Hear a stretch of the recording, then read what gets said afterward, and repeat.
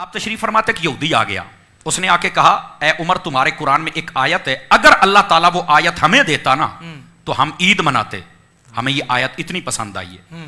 تو آپ نے فرمایا بھی تو یہودی ہے, کون سی وہ آیت ہے جو تجھے اتنی پسند آ رہی ہے بھائی کہ عید منانے کے لیے تیرا جی للچا رہا ہے, مچل رہا ہے تو. اس نے یہ آیت پڑھی الیوم اکملت لکم دینکم واتممت علیکم نعمتی ورضیت لکم الاسلام دینا. اس نے کہا یہ آیت بینہ ہے, سبحان اللہ.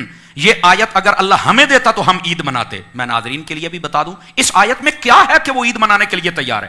اور میں وجہ یہ ہے, اس آیت میں اللہ نے اپنے حبیب مکرم صلی اللہ علیہ وسلم کو بتا دیا ہے کہ محبوب تیرا دین مکمل ہو گیا ہے, تمہارے لیے دین اسلام کو پسند کر لیا ہے, تمہارے اوپر نعمت ہی مکمل ہو گئی ہے. پہلے جتنے نبی آئے ان کو یہ مژدہ نہیں سنایا گیا تھا کہ تمہارا دین مکمل ہو گیا ہے, محبوب کو بتایا گیا, چونکہ محبوب کو مکمل دین اس لیے دیا کہ قیامت تک کسی اور دین کی ضرورت ہی نہیں تھی.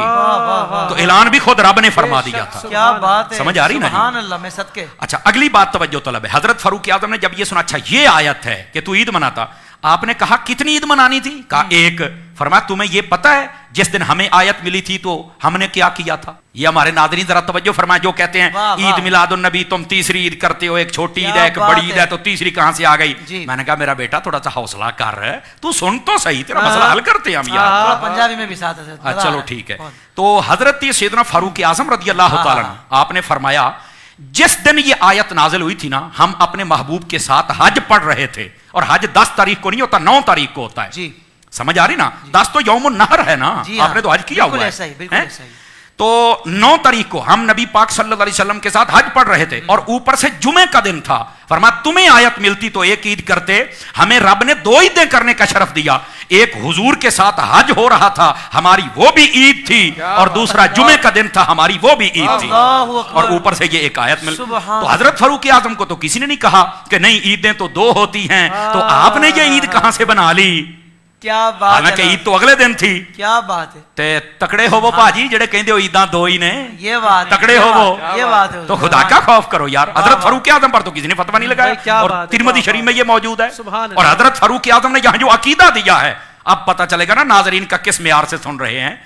فرمایا عقیدہ یہ دیا جا رہا ہے کہ جس دن ایک آیت آ جائے اس دن تو 2 عیدیں ہو جائیں, جس دن آیتوں والا نبی آ جائے اس دن عید کیوں نہ ہو.